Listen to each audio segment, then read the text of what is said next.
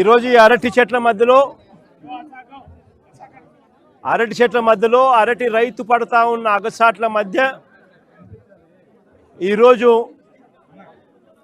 వారి బాధలు చెబుతూ ఇవాళ నేను మీడియా ద్వారా రాష్ట్ర ప్రజలకు తెలియజేస్తూ చంద్రబాబు నాయుడు గారి ప్రభుత్వానికి గట్టిగా బుద్ధి రావాలని దేవుణ్ణి ప్రార్థిస్తా ఉన్నాను.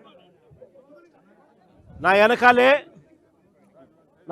అక్కడ కనిపిస్తూ ఉంది కదా, అక్కడ ఆ గోడౌన్ షేప్లో వెనకాల కనిపిస్తూ ఉంది కదా, ఆ బ్లూ అండ్ వైట్ స్ట్రైప్స్తో ఉన్న బిల్డింగ్. అదేమిటి అని అంటే ఇంటిగ్రేటెడ్ బనానా కోల్డ్ స్టోరేజ్. 600 టన్నుల ఇంటిగ్రేటెడ్ బనానా కోల్డ్ స్టోరేజ్. అది 2023లో వైఎస్ఆర్సీపీ ప్రభుత్వంలో నేను ముఖ్యమంత్రిగా ఉన్నప్పుడు ప్రారంభోత్సవం చేశాం. 2024 మార్చి మాసంలో అది నేను ప్రారంభోత్సవం చేసిన. ఈ రోజుకి 18 నెలలు అయిపోయింది, కంప్లీట్ అయిపోయింది. అయినా కానీ అది ఇప్పుడు నడపడంలా. ఎందుకు నడపడం లేదు అని అంటే కరెంటు ఖర్చులు ఎక్కువ అవుతాయని చెప్పి నడపకుండా పక్కన పడేసినారు. అంటే ఆపరేషన్లో కోల్డ్ స్టోరేజ్ ఉండి కూడా, ఇంటిగ్రేటెడ్ 600 మెట్రిక్ టన్నుల కోల్డ్ స్టోరేజ్ ఆపరేషన్లో ఉండి కూడా రాష్ట్ర ప్రభుత్వం కరెంటు ఖర్చులు ఎక్కువ అవుతాయని చెప్పి ఏకంగా నడపని పరిస్థితిలో ఈరోజు మనము రైతు ఎలా బ్రతుకుతా ఉన్నాడని చెప్పడానికి నిదర్శనం ఇది. వైఎస్ఆర్సీపీ ప్రభుత్వ హయాంలో వ్యవసాయం ఒక పండుగగా జరిపిన పరిస్థితులు, రైతు ఏ పరిస్థితిలోనూ అగసాట్లు పడకూడదు, కష్టం రాకూడదు అని చెప్పి రైతు కోసం తప్పించిన పరిస్థితులు. అప్పుడు చంద్రబాబు నాయుడు గారు ముఖ్యమంత్రి అయిన తర్వాత రైతుల బ్రతుకులు మొత్తం తిరోగమనంలోకి చేరాయి. దాదాపుగా చంద్రబాబు నాయుడు గారి ప్రభుత్వం మొత్తం చూస్తే ఈ 18 నెలల కాలంలో ఈ 18 నెలల కాలంలో దాదాపుగా 16 సార్లు కరువు వల్లనో లేకపోతే వరదల వల్లనో, అతివృష్టో అనావృష్టో రైతులు నష్టపోయిన పరిస్థితులు, ఇన్పుట్ సబ్సిడీ ఇవ్వాల్సిన ఆవశ్యకత కలిగిన పరిస్థితులు. ఈ 18 నెలలలో 16 సార్లు అటువంటి పరిస్థితులు ఉత్పన్నమైతే, ఇన్పుట్ సబ్సిడీ చంద్రబాబు నాయుడు గారు ఇవ్వాల్సిన అవసరమున్న పరిస్థితులు ఉత్పన్నమైతే, చంద్రబాబు నాయుడు గారి 18 నెలల్లో రైతులకు చేసింది ఏమిటి అంటే బోర్డు సున్నా. నిన్న జరిగిన తుఫాను కూడా లెక్కేసుకుంటే ఇన్పుట్ సబ్సిడీనే దాదాపుగా 1100 కోట్ల పై చిలుకు రైతులకు ఇవ్వాల్సిన input subsidy first of all లెక్కలు తగ్గించి చూపిస్తూ ఉన్నారు. రైతులకు ఇవ్వాల్సి వస్తుందేమో అని చెప్పి కనీసం ఆ తగ్గించిన లెక్కలైనా కూడా కనీసం ఇస్తూ ఉన్నారు అని అంటే అది కూడా ఇవ్వని పరిస్థితి, ఎగరగొట్టిన పరిస్థితి. రైతులకు ఒక హక్కుగా ఇటువంటి విపత్కర పరిస్థితులు ఏదైనా వచ్చినప్పుడు, కరువులు వచ్చినా, వరదలు వచ్చినా, ఇంకొకటి వచ్చినా ఒకవైపున ఇన్పుట్ సబ్సిడీ ఇవ్వాల్సింది ఎగరగొడతా ఉన్నారు. సీజన్ ముగిసేలోగానే ఇవ్వాల్సిన ఇన్పుట్ సబ్సిడీని ఎగరగొడతా ఉన్నారు. రెండోది, రైతులకు హక్కుగా ఉచిత పంటల బీమా అన్నది రైతులకు ఒక హక్కుగా వైఎస్ఆర్సీపీ ప్రభుత్వ హయాంలో కల్పించిన హక్కును చంద్రబాబు నాయుడు గారు ముఖ్యమంత్రి అయిన తర్వాత ఆ హక్కును కాలరాశాడు. 84 లక్షల మంది రైతులు వైఎస్ఆర్సీపీ ప్రభుత్వ హయాంలో ఆర్బీకేల పరిధిలో ఈ క్రాప్ చేసి, ఈ క్రాప్ అంటే రైతును పొలంలో నిలబెడతారు, వేసిన పంట మధ్యలో ఆ పొలంలో రైతు నిల్చొని ఫోటో తీసి జియో ట్యాగింగ్ చేసి దాన్ని ఈ క్రాప్ అని అంటారు. అలా ఈ క్రాప్ చేసి ఆర్బీకేకి అనుసంధానం చేసి మొత్తంగా దాదాపుగా 84 లక్షల మంది రైతులు ఉచిత పంటల బీమా సౌకర్యం గతంలో కలిగిన పరిస్థితి. రాష్ట్ర ప్రభుత్వమే రైతుల తరపున ఉచిత పంటల బీమా కట్టి రైతులకు ఒక హక్కుగా ఇచ్చేది. అలా కట్టడం వల్ల రైతులకు 5 సంవత్సరాలలో దాదాపుగా 7,400 కోట్ల రూపాయలు ఉచిత పంటల బీమా ద్వారా రైతులకు మేలు జరిగిన పరిస్థితులు గతంలో వైఎస్ఆర్సీపీ ప్రభుత్వం. అలాంటి ఉచిత పంటల బీమాను చంద్రబాబు నాయుడు గారు తీసేసినాడు, రద్దు చేసేసినాడు. ఈరోజు రాష్ట్రంలో పరిస్థితి కేవలం 84 లక్షల మంది రైతులు ఉంటే కేవలం 18 లక్షల మంది రైతులు మాత్రమే పంటల బీమా చేసుకున్న పరిస్థితులు. అది కూడా ఆ 18 లక్షలు బ్యాంకుల రుణాల కోసం పొందడానికి బ్యాంకుల దగ్గరికి వెళ్ళినప్పుడు, బ్యాంకులు రుణాలు మంజూరు చేసినప్పుడు ఖచ్చితంగా ఇన్సూరెన్స్ డబ్బులు కట్ చేసుకొని వాళ్ళు బ్యాలెన్స్ డబ్బులే రుణాలుగా ఇస్తున్న పరిస్థితులు. కాబట్టి ఆ 18 లక్షల మందికైనా కానీ కనీసం ఆ మేరకైనా ఇన్సూరెన్స్ అయింది. మిగిలిన వాళ్ళ పరిస్థితి ఏమిటి? 84 లక్షల మంది రైతుల్లో కేవలం 18 లక్షల మంది రైతులు మాత్రమే ఇన్సూరెన్స్ పరిధిలోకి వస్తూ ఉన్నారంటే మిగిలిన వారి పరిస్థితి ఏమిటి? విపత్కర పరిస్థితులు వచ్చినప్పుడు రైతును ఆదుకునే నాతుడే కరువైన పరిస్థితిలో ఈరోజు రాష్ట్రం కనిపిస్తూ ఉంది. ఇన్పుట్ సబ్సిడీ గాలికి ఎగిరిపోయింది. హక్కుగా రావాల్సిన ఇన్సూరెన్స్ రాకుండా పోయింది. మరోవైపున చూస్తే చంద్రబాబు నాయుడు గారు పుణ్యాన చంద్రబాబు నాయుడు గారి హయాంలో పెట్టుబడి ఖర్చులు తారాస్థాయికి పెరిగాయి. ఎరువులు సైతం రైతులు బ్లాక్లో కొనుక్కోవాల్సిన పరిస్థితి బహుశా ప్రపంచ చరిత్రలో ఎక్కడైనా ఉంటుందో లేదో నాకు తెలియదు, కానీ ఆంధ్ర రాష్ట్రంలో ఈసారి చంద్రబాబు నాయుడు గారి హయాంలో చూస్తూ ఉన్నాం. ఎరువులు సైతం బ్లాక్లో కొనుక్కోవాల్సిన పరిస్థితులు మొట్టమొదటిసారిగా చూస్తూ ఉన్నాం. మరోవైపు పెట్టుబడి ఖర్చులు పెరిగాయి. మరోవైపు చూస్తే రైతులకు పంట వేసే సమయంలో రైతుకు తోడుగా ఉంటూ, రైతు భరోసాగా రైతును ఆదుకుంటూ పెట్టుబడికి సహాయంగా వైఎస్ఆర్సీపీ ప్రభుత్వ హయాంలో 13,500 రూపాయలు ప్రతి రైతుకు ఇస్తూ, రైతు పంట వేసే సమయంలో పెట్టుబడికి సహాయంగా ఆ డబ్బులు ఇస్తూ, క్రమం తప్పకుండా ఆ డబ్బులు పంట వేసే సమయంలో ఖచ్చితంగా ఖరీఫ్ మొదలయ్యే సమయంలో మే జూన్లోనే 7,500, మళ్ళీ పంట కోసే సమయంలో అక్టోబర్లో మరో 4,000 రూపాయలు, మళ్ళీ సంక్రాంతికి మరో 2,000 రూపాయలు, క్రమం తప్పకుండా 5,500 పంట కోసే సమయంలో, క్రమం తప్పకుండా 13,500 రూపాయలు క్రమం తప్పకుండా ఇచ్చే పరిస్థితి మన ప్రభుత్వ హయాంలో ఉంటే, ఈ పెద్ద మనిషి చంద్రబాబు నాయుడు గారు అన్నదాత సుఖీభవ అని రైతు భరోసా ఇచ్చేది ఎగరగొట్టి, అన్నదాత సుఖీభవ అన్నది పిఎం కిసాన్కు సంబంధం లేకుండా అన్నదాత సుఖీభవ పేరుతో ప్రతి రైతుకు 20,000 ఇస్తానన్నాడు. ఒక సంవత్సరం దాటి ఫస్ట్ ఇయర్ 20,000 ఎగరగొట్టేశాడు. రెండో సంవత్సరం మళ్ళీ 20,000 ఇవ్వాల. ఈ 2 ఏళ్ళు కలిపి 40,000 ఇవ్వాల్సిన చోట కేవలం 10,000 రూపాయలు మాత్రం ఇచ్చి 30,000 రూపాయలు రైతుకు ఎగరగొట్టిన పరిస్థితుల్లో, మోసం చేసిన పరిస్థితుల్లో రైతు ఇవాళ వ్యవసాయం చేస్తూ ఉన్నాడు. సో రైతులకు పెట్టుబడికి డబ్బులు లేవు, ఉచిత పంటల బీమా లేదు, ఇన్పుట్ సబ్సిడీ రాదు, పెట్టుబడి ఖర్చులు యూరియా సైతం బ్లాక్లో కొనుక్కోవాల్సిన అధ్వానమైన పరిస్థితుల్లో పెట్టుబడి ఖర్చులు పెరుగుతూ ఉన్న పరిస్థితులు. ఇవన్నీ ఒకవైపున ఉంటే, మరోవైపున దళారీల పాలు చేస్తూ చంద్రబాబు నాయుడు గారు దళారీలతో కుమ్మక్కై రైతుల బ్రతుకును అగమ్యగోచరంగా మార్చాడు.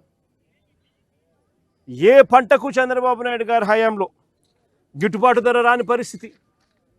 చంద్రబాబు నాయుడు గారి హయాంలో ఏ పంటకు కూడా గిట్టుబాటు ధర రాని పరిస్థితి. గత ఏడాది ధాన్యం, కందులు, మినుములు, పెసలు, సజ్జలు, మిర్చి, పొగాకు, ఉల్లి, టొమాటో, కొక్కో, చీని, మామిడి, ఇలా ఏ పంట చూసినా గత సంవత్సరం రైతులకు గిట్టుబాటు ధరలు రాని పరిస్థితి అయితే, ఈ ఏడాది మళ్ళీ ధాన్యంతో సహా అరటి, మొక్కజొన్న, పత్తి, కొబ్బరి, వేరుశెనగ, ఇలా ఏ పంటకు కూడా మళ్ళీ ఈ సంవత్సరం కూడా గిట్టుబాటు ధరలు రాని పరిస్థితి. గతంలో ఇలాంటి పరిస్థితి ఎప్పుడూ లేదు. ఆర్బీకే పరిధిలో ఈ క్రాప్ చేసి, జియో ట్యాగింగ్ చేసి, ఈ క్రాప్ చేసి ఆర్బీకే పరిధిలో ఒక పోస్టర్ పెట్టేవాళ్ళం. వైఎస్ఆర్సీపీ ప్రభుత్వ హయాంలో. ఇవి ఈ పంటలకు గిట్టుబాటు ధరలు. ఈ ధరల కన్నా తక్కువ రేటుకి ఎక్కడైనా ఎప్పుడైనా ఈ ఆర్బీకే పరిధిలో రేటు పడిపోతే వెంటనే అక్కడ ఆర్బీకే పరిధిలో వెంటనే యాక్టివిటీ స్టార్ట్ అయ్యేది. వెంటనే ఆర్బీకే పరిధిలో సీఎం యాప్ అని బటన్ నొక్కేవాళ్ళు, continuous monitoring of agricultural price and procurement అని. వెంటనే జాయింట్ కలెక్టర్ రియాక్ట్ అయ్యేవాడు. Joint collector joint managing director for Markfed కింద ఒక అడిషనల్ డెసిగ్నేషన్ తీసుకొని ఆర్బీకేల పరిధిలో ఇటువంటి పరిస్థితి ఎక్కడైనా ఉత్పన్నమైనప్పుడు వెంటనే తాను ఇంటర్వ్యూన్ అయిపోయి కొనుగోలు చేసే బాధ్యత జాయింట్ కలెక్టర్ మీద ఉండేది. అలా కొనుగోలు చేయకపోతే, రైతుకు తోడుగా నిలబడకపోతే జాయింట్ కలెక్టర్ తోలు తీసేవాళ్ళం అప్పట్లో మేము.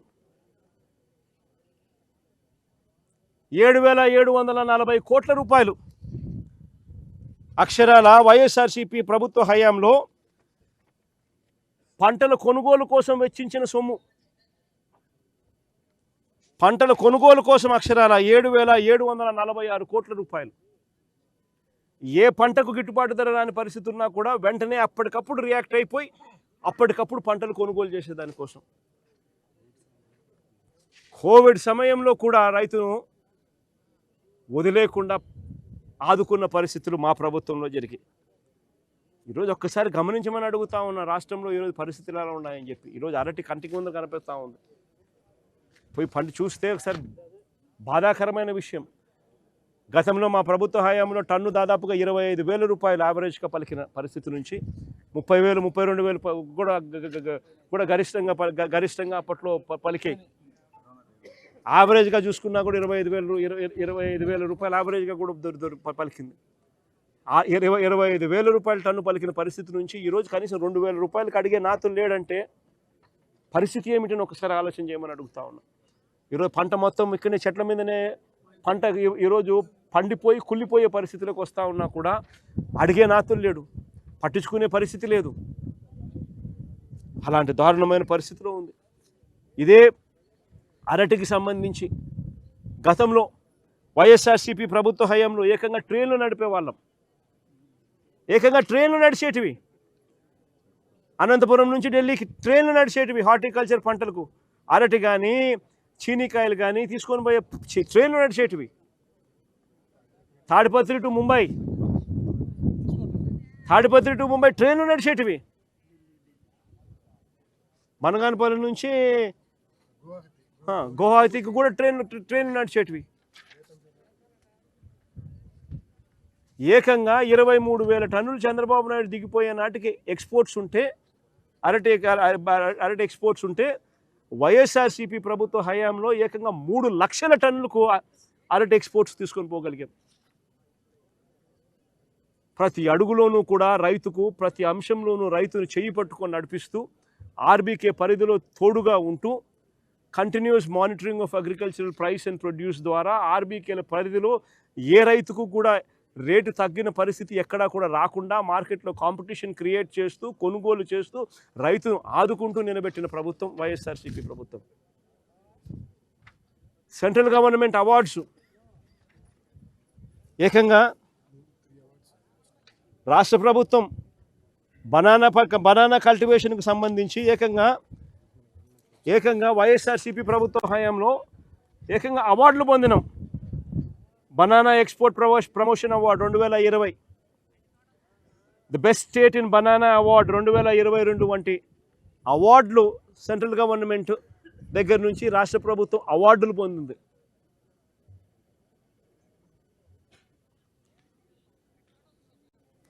NCRB, ICAR, National Research Center for Banana, NCRB and Association of Banana Exporters of Award.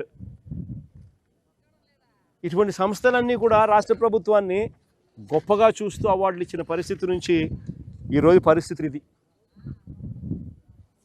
నిజంగా ఇలాంటి దారుణమైన పరిస్థితి చూడాల్సి వస్తుందని చెప్పి ఏ పొద్దు కూడా అనుకోలే. చంద్రబాబు నాయుడు గారి హయాంలో ఈరోజు అలాంటి దారుణమైన పరిస్థితి వస్తూ ఉంది. ప్రతి విషయంలోనూ చంద్రబాబు నాయుడు గారు ఏదైనా జరిగినప్పుడు డ్రామా చేస్తాడు. వెంటనే చేసేస్తాము, వెంటనే 10,000 మంది రైతులతో ఫోన్లో మాట్లాడాడు అంటాడు. వెంటనే ఇదిగో చేసేస్తున్నామని అంటాడు. మొన్న ఏమంటాడు ఉల్లి రైతుకి ఏమంటాడు, ఉల్లి రైతుకి ఏమన్నాడు, హెక్టార్కి 50,000 అన్నాడు. దాని ముందు 1,200 రూపాయలు పర్ క్వింటాల్ కొంటానన్నాడు. అది కొనలా, అది పోయి మళ్ళీ ఆ తర్వాత 50,000 రూపాయలు పర్ హెక్టార్కి ఇస్తాడు. అది బాయా. ఆ తర్వాత scene cut, Chandrababu topic divert, మళ్ళీ ఏదో అంటాడు. టాపిక్ డైవర్ట్ చేసేందుకు ఏదో గుడిలో లడ్డు అంటాడు, ఇంకోటి అంటాడు. అయ్యినాడు ఆంధ్రజ్యోతి TV5 డంక టాపిక్ దాంట్లో డైవర్ట్ చేస్తారు. మన ఈ రైతులంతా మళ్ళీ రైతుల బతుకులు మళ్ళీ బస్ స్టాండే. పొగాకు రైతులైనా అంతే,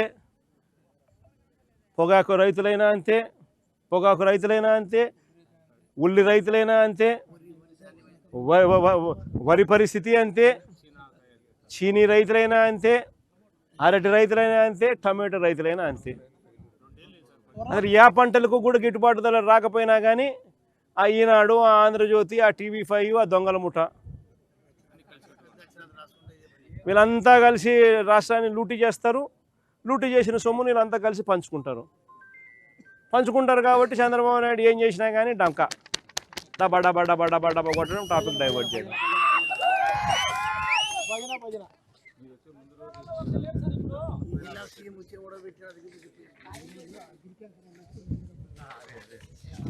నిజంగా చంద్రబాబు నాయుడు గారు గట్టిగా చెప్తా ఉన్నాం, అయ్యా చంద్రబాబు నాయుడు గారు, నువ్వు గన పట్టించుకునే కార్యక్రమం చేయకపోతే త్వరలోనే రైతుల తరఫున మరో గొప్ప ఉద్యమం మళ్ళా జరుగుతుంది.